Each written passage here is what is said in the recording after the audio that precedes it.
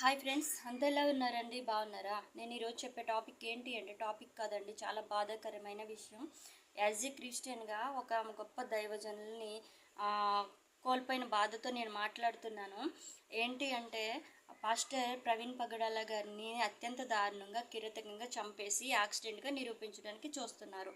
ఎందుకు నేను ఇలా ఖచ్చితంగా చెప్తున్నానంటే చాలా వీడియోస్ ఆయన్ని చంపేశారు అన్నట్టుగానే ఉన్నాయి. కాబట్టి చూడండి, ఒక సంఘానికి మంచి దైవజనుల్ని, సంఘ కాపరిని దూరం చేశారు. ఒక వైఫ్కి మంచి భర్తని దూరం చేశారు. ఇద్దరు పిల్లలకి మంచి తండ్రిని దూరం చేశారు.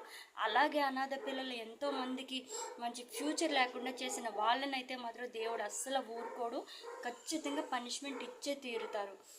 ఇదైతే ఎందుకంటే క్రిస్టియన్స్ అందరూ కూడా చాలా బాధ తెలుస్తుంది. అయ్యో, గొప్ప దైవజనులు మేము లేకుండా చేసుకున్నామనే బాధ క్రిస్టియన్స్ అందరిలోనూ ఉంది. ఆ ప్రార్థనలు అయితే దేవుడు ఊరికినే వృధా పోకుండా ఖచ్చితంగా వాళ్ళకి పనిష్మెంట్ ఇస్తాడు.